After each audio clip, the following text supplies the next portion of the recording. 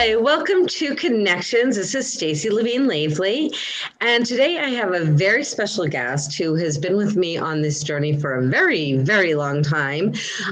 When I was the chairperson of the Shrewsbury Special Ed Parent Advisory Council, we had her several times to come and talk about basic rights. And one of my favorites that she did, though, was basic rights denied, which unfortunately a lot of families do encounter, that they are told there isn't enough money in the budget, there isn't, it only happens in a certain classroom, this, that, and the other. And she's going to jump into a lot of this stuff. She is the founder of something called Spedwatch, and they are an organization that really looks after, makes sure kids with special needs get all of the services that they're entitled to. And if they're not, they call people out on it and they make sure those kids are taken care of. So without further ado, may I introduce my friend and colleague, the amazing Ellen Chambers. Hi, Ellen. Thank you so much for coming on today. You are so welcome, Stacy. Thanks for letting me share some more information with everyone. So you mentioned the Basic Rights Denied workshop. That is a 2-3 hour workshop. What I'm doing today is pulling one piece of that. Yep. And talking about IEP development. Mm-hmm. The intent of every section of the workshop is to recognize that we have laws in place that govern what's supposed to happen in special education. And every year, the law requires that the SPEDPAC and the school district jointly together have what's called a basic rights training, which maybe a lot of your viewers may have gone to. Yeah. That basic rights training is meant to tell parents what is supposed to happen in the special ed process. Fact of the matter is, what is supposed to happen often does not. This presentation takes you through what to do when what is supposed to happen doesn't happen. Right. So it's the common obstacles that parents seem to encounter time after time. So talking about IEP development. So the kid's already eligible. We're going to sit down, we're going to develop an IEP. And these are some of the things that a parent might hear as they're going through the IEP development with their team. You may hear a school saying that we're only responsible for academics.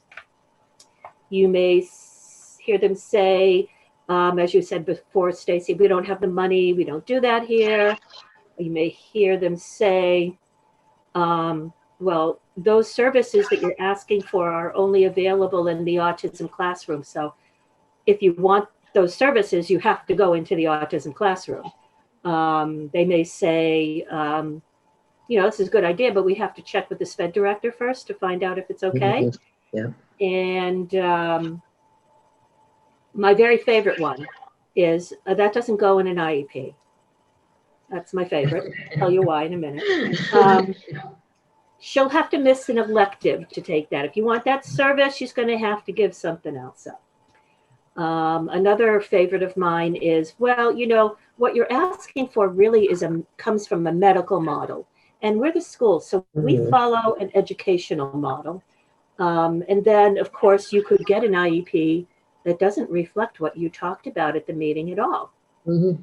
So taking each of those in turn, we're only responsible for academics. That is false. The federal law, Individuals with Disabilities Education Act, the federal law says that special education is intended to provide services for students with disabilities that will allow them to do 3 things. Be prepared for further education after high school. There's the academic piece. But also to live independently and to secure employment.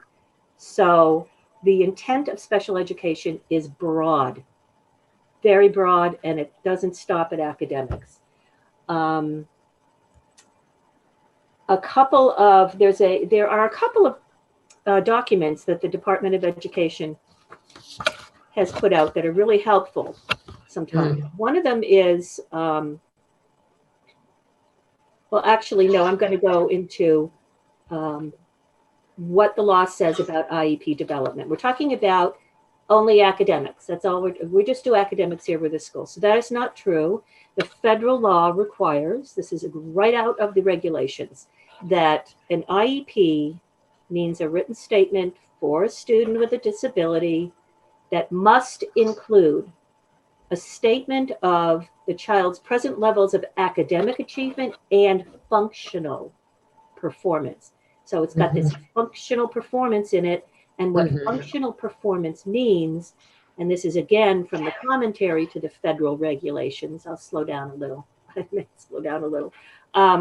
Functional means, according to the federal government, not me, this is the federal government, functional is a term that generally is understood to refer to activities that are not considered academic or related to their child's academic achievement. Functional is often used in the context of routine activities of daily living. So again, we only do academics here. No, you don't. The IEP that we're doing right now needs to include functional levels of achievement as well. Again, I'm not pulling that out of anywhere. That's the federal government. Now, is that where life of school and things like that come in, like sports and, different activities like that? Absolutely. That's the definition of effective progress, which is a Massachusetts construct, but it absolutely says to make effective progress, you're talking about progress academically, socially, and emotionally, and not only in the academic portion of your school day, but in all of the extracurricular and vocational pieces that you might run into. So if you hear we only do academics, that's absolutely false. And there are many sources of information to back up the fact that the school is responsible for a whole host of things. And Ellen's going to share some of this with us. So what we'll be doing on the YouTube channel is we're going to link it on there. So check down here and or up here, wherever it is on, our YouTube page, and check that out. And we'll probably put it into the end, Ellen, or we might even be able to do it, while we're talking. So I'll let the people at SMC who are awesome do that for us, because I think what you're saying is so important. And like you said, it's really hard to just distill down because there's just so much involved, and you're doing an amazing job. So let me let you finish. And also at the end, I'll give my contact information. So if any viewer wants to contact me directly, I can give them a copy of the PowerPoint. That's fine. Oh, that's beautiful. Thank you so much. I know that'll be so helpful. You can sit back and don't worry about taking notes. Yeah, exactly. All righty. So then we have the, we can't do that. We don't do that here. We don't have the money, whatever it is. There is a document called the IEP Process Guide. It is a Massachusetts Department of Elementary and Secondary Education document. It was written for schools, and it steps them through the IEP development process. And one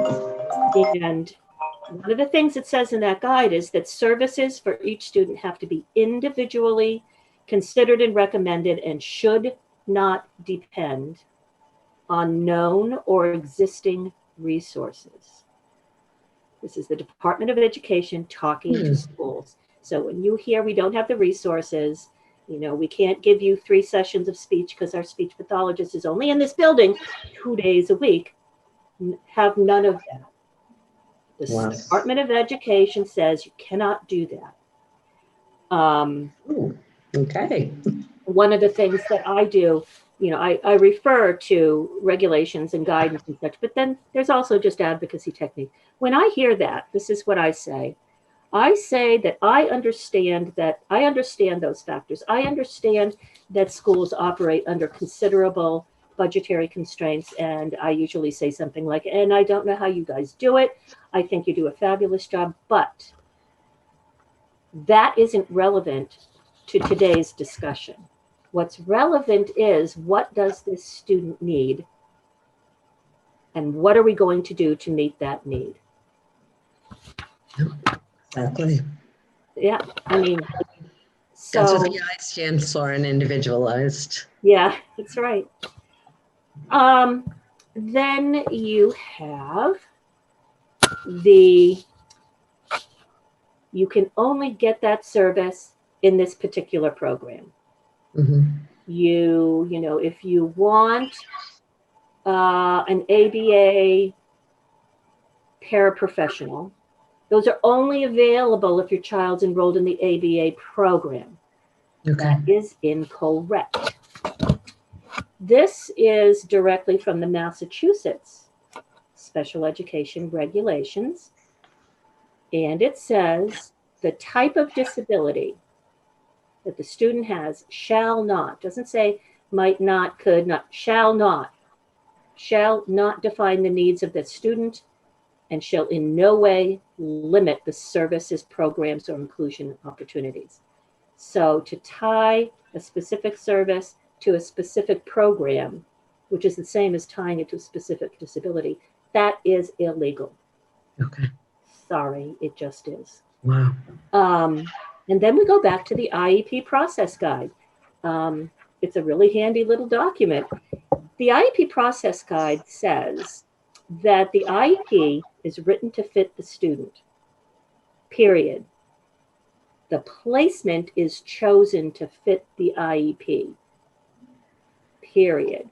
So you have to absolutely look at the IEP and the services therein, independent of the placement decision. So that happens first, you're saying? Yeah. You're supposed to develop the IEP first. Okay. And once that's with all of the services described, and then once that's done, you turn your attention to, all right, where are we going to deliver these services?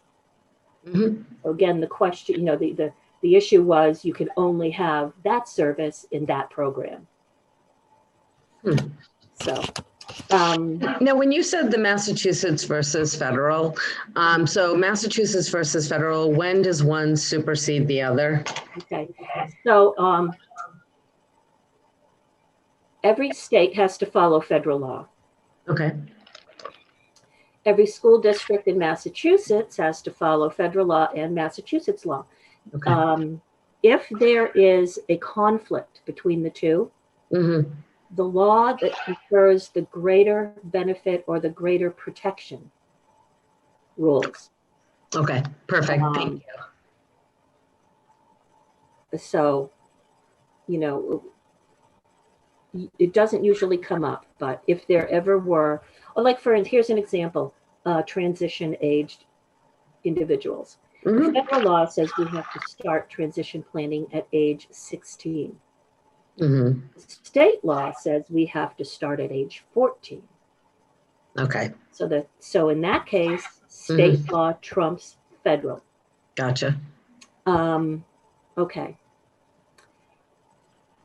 How about we have to check with the SPED director first? We're sitting around at this meeting, and yeah, everybody really thinks that, you know, this kid should really have some individual reading instruction with the Orton Gillingham instructor. But she's got a very full schedule, and so we'll have to see. We'll have to ask the SPED director if she can shift herself. No. First of all, if the team recommends it, it must be done. Getting the team to recommend it, therefore, is often a struggle. Right. But looking again at, this is state law, federal law is pretty much the same. The law says that the IEP team writes the IEP, not the SPED director. It is the team's responsibility. And Massachusetts actually got in trouble for doing this, for deferring service decisions to a higher authority. It was a while ago, it was quite a while ago, but it still stands. The federal government comes out and audits states. Okay. The state goes around and audits individual School districts. districts, sure. So back in 2000, when the Federal Department of Education came out and did an audit on how well Massachusetts as a state was adhering to special ed law, this is what they found. They found that IEP teams were unable to commit to needed services for children with disabilities because services are reviewed and approved by a higher authority. So you cannot do that. You cannot say we have to check with the SPED director. The IEP team has the responsibility for recommending services. And having recommended them and written them into the IEP, the district is responsible for delivering them. Oh, my favorite one. It doesn't go in an IEP. It's my absolute favorite. Yes, we've all heard that one before. I love this one. I go because I'll say something really fresh usually. Again, it's another document from the Department of Education. It's called the Directions for Massachusetts IEP Forms, another guidance document. That document says Directions for IEP Forms at the top, and right under that, it says this: all elements of these mandated forms have to remain unchanged. However, school districts may change the form design, the design of the IEP, and may add elements. So there is nothing that cannot be put in an IEP. Okay. I often say, the corollary to this is, well, should we put it under methodology and delivery of instruction, or should we put it under accommodations? It doesn't matter. Don't waste time at the meeting talking about where it goes. It doesn't matter where it goes. What matters is the language, wherever it appears. And I know oftentimes I've been told to put it under additional comments. So is that just as important as everything else in the IEP as far as having to uphold it, I guess, for lack of a better word? Yeah, it is. But again, it's the language. For instance, a lot of times I'll come up against a situation where the team will say, well, you know, we kind of consider that a regular ed service. It doesn't go on the grid, blah, blah, blah, blah, blah. Don't waste time. All right, I'd like it on the grid, but if it won't go on the grid, how about putting it under additional information? And then just make sure that it's somewhere. Language is clear. Yes. You know, not that Bobby will have social skills training period. It'll be, like... Bobby will attend a small social skills group conducted by the school psychologist twice a week for 30 minutes each session period. That's just as good as having it on the grid. Oh, wow. That's great. That's a great tip. So you could get around a lot of arguments. I just say, you know what, if you don't want to put it on the grid, everybody calm down. Let's do it this way. It's just as enforceable. Yeah, exactly. It just has to be measurable, like a regular SMART goal. Yeah. Or I'll say something really fresh, like, I don't care where you put it on a napkin, everybody sign it. Staple it to the back of the IEP, let's move on. I'm a little irreverent only because I've been doing this for 25 years.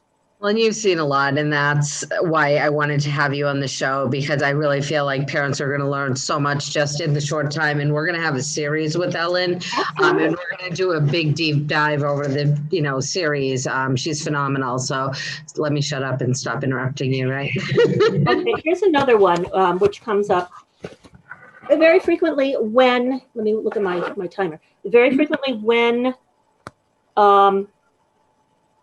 you bring an independent evaluation to the school that has been done in a hospital-based clinic, very often you will get told, well, these recommendations are really based on a medical model. You've come from a hospital. This is a medical model. We are the educational model. We don't do this. Baloney. Okay. Basically, there is no distinction made in the law between educational services and medical services. There is what's called the medical exclusion in the law. A medical exclusion talks about services that truly the school is not responsible for. The medical exclusion applies in a very narrow way. The medical exclusion is if the service can only be delivered by a licensed physician, it meets the medical exclusion, the school doesn't have to do it. Anything else is fair game. There was a very famous Supreme Court decision about a kid who was in a car accident and he severed his spine. His cognition was not affected, but he was on a ventilator. He had to be put in a reclining position for 10 minutes out of every 30. He needed catheterization. And the school district fought it all the way to the Supreme Court, and the Supreme Court said no, and they had to hire a special nurse to care for this student in school. Wow.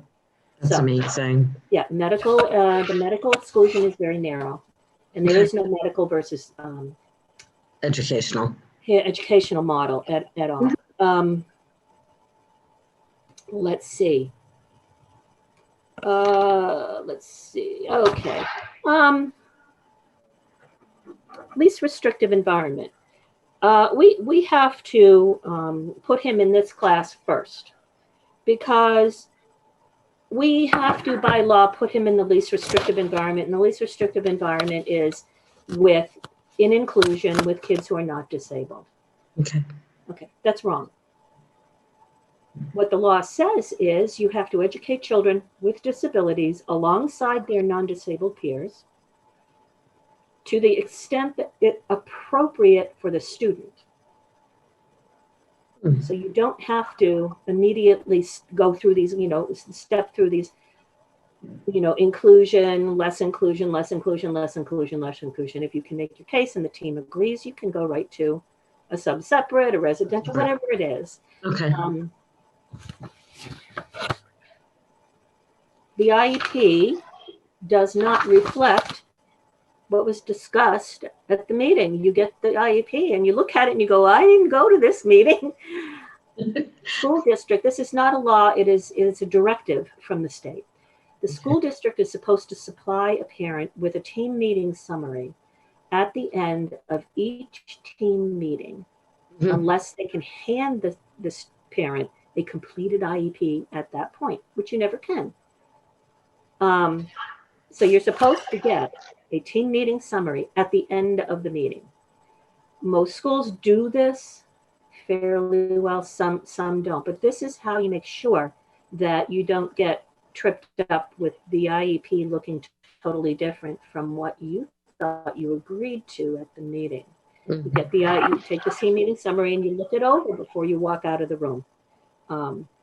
So those are just some of the many issues that come up at an IEP meeting. They're the more common ones in my experience, which is why I've included them in the presentation. And so, I don't know, Stacy, if you have any other specific questions you're thinking about that might be helpful. Well, I guess one question I have is, I know we're talking, with the laws and all that kind of stuff, and we've talked a lot about the, the schools and what have you. Now, does this also apply when a child is, or a teen or what have you, is out of district? Are those the same kind of pieces that they still have those same supports? Yes. Okay. Yeah, it doesn't matter where the student is placed. The requirement to see to social and emotional development stays in place. Not writing an IEP to fit the placement is still in place. Okay. The requirement that the team makes the decisions, not a higher authority, that all of that remains the same. Okay. These are sort of general concepts on how IEP development is supposed to be handled. Okay. But those are some of the things that you might hear from a school that could trip you up. Potentially, yeah, absolutely. And then as far as if a parent is wanting, and I know this is kind of going back a little bit, but if they wanted to have their child like play sports or be in the school play or what have you, is that something that's actually decided at the team meeting, or that would be something that's more of a like clinic, or lack of a better word, kind of meeting, like a monthly kind of tune-up meeting or something that they would go to the actual people at the school, or how does that work? That is to be discussed and decided at the team meeting. Okay. There is a checkbox for it. If there's you see checkbox for social, emotional, communication, all these different things on one page of the IEP. There's a Yeah. box that says extracurricular Okay. that you can check. And this is where you're having the discussion with the school around, this young lady loves drama, would like to be in the school play, is capable of being in the school play, but she's going to need somebody with her to sort of keep her, within bounds. On track, sure. Yeah, yeah. Or to assuage her anxiety. She just needs to know there's somebody there. She has a question, her special person, and that is part of the effective progress definition as well, because effective progress has to occur throughout the entire life of the school. That's awesome. No, I think that you've really covered a lot of really important things. And next time, I'd like you to come back if we could, and we'll go grab an IEP, and we'll just kind of flesh it out, and we'll just literally go page by page and explain. Like, one of the things she's talking about is PLEP A and PLEP B, which we'll go into instead of giving you guys acronym soup. It's just that part where it really breaks it down. So we're going to have something on that where Ellen's going to go over all these pieces and what all the pieces mean. And if you didn't understand what a grid is or what have you, we're going to go over all that. So please feel free to tune in next time. Ellen, thank you so much for being with me. I really appreciate your knowledge. Like I said, I've known you forever. Spedwatch is phenomenal for kids who aren't getting served. And I mean, there unfortunately are a lot of kids. It may not be in your district, but it may be someone else's. So it's just really important to have that watchdog there and really have people looking out, because these kids, a lot of them don't have a voice, and we are their voices. And that's just such an important piece. So thank you, Ellen, for being such a fierce advocate for kids with special needs. And until next time, help us keep unity in the community. Have a great day. Bye. Thank you. Bye-bye.